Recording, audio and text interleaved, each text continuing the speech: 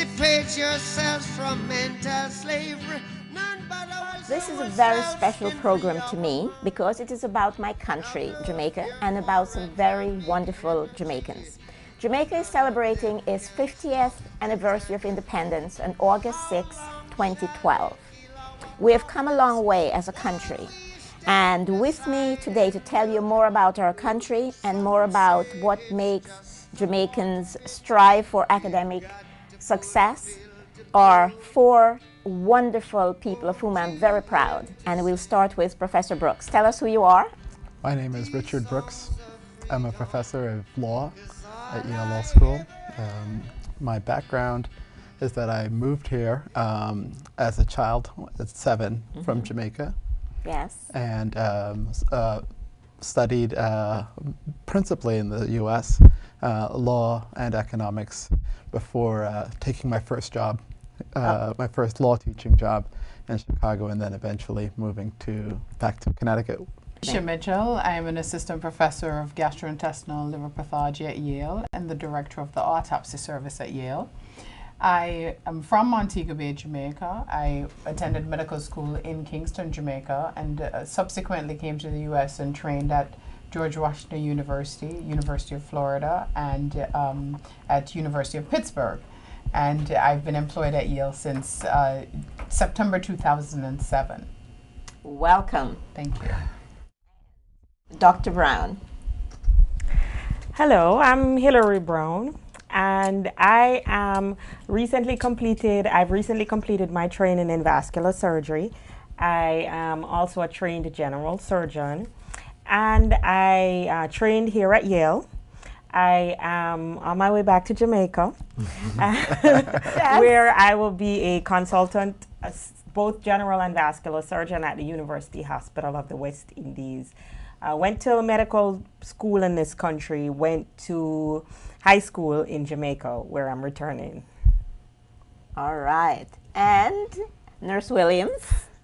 Hi, my name is Ina Williams. I'm the nursing director for perioperative services at Yale New Haven Hospital. And just to sort of explain perioperative services, it covers the operating room and the preoperative area and recovery room for patients who are having surgery. I've been employed at Yale New Haven Hospital for the last 22 years. I was trained originally in nursing in the island of Jamaica at the University Hospital of the West Indies and migrated here about 22 years ago. I continued my education here, completed my bachelor's degree and my master's in management and business administration at Albertus Magnus College. Welcome, welcome, welcome. I am so proud of my people. And of course, there is one person not at the table, and we want to tell you about another Jamaican of outstanding academic achievement. His name is Dr. Andrew Grant Thomas. He also came here as a youngster. I ask myself, why should it be that because you are incarcerated, right, much less after you've been released, but even when you're incarcerated, why should it be that you lose this fundamental right of citizenship? Right? So, yes, you've been arrested, you've committed a crime. Let's assume that that's a given. You've been caught, you've been arrested, you're serving your time. When did you stop being a citizen? He's my son, and I'm very, very proud of him. So there are many, many Jamaicans who just excelled academically. And one of the reasons we're doing this program is to say to those Jamaicans who are now being born in this country, what we call sort of first generation removed from the island, that academic success is certainly possible, and academic success is something that Jamaicans have really thrived in historically. And so I want to ask these people who are here to tell us. Richard, you came here when you were 7 years old. Right. And your mother, you said, was the guiding force and the guiding light. You earned, you talk about you went to law school, but you actually earned a PhD and a JD in the same year from certainly one of the best schools, two of the best schools in the country. So tell us a little bit, how did you get there from From elementary school in Norwalk. Yes. Well, I suppose starting with elementary school in Norwalk, and really just thinking about my early years, having my mother as a role model, seeing how hard she worked, I think that was my biggest advantage. I also think there's another, a more subtle advantage that I had, in that sometimes you see this popping up in the academic literature. If there is, the extent to which, as the psychologist, the social psychologist Claude Steele, formerly at Stanford, now at Columbia, I believe, identified this notion of stereotype threat. Living under the stereotypes that African Americans can't perform as well, for instance. There's a converse to that, something that's now known as stereotype lift. That sometimes if you live under a positive stereotype, that can lift you up just as much as a negative stereotype might suppress how well you do. And I think when you look at all of the stereotypes that are subject to Jamaicans, we are characterized as hardworking, characterized as very devoted, committed.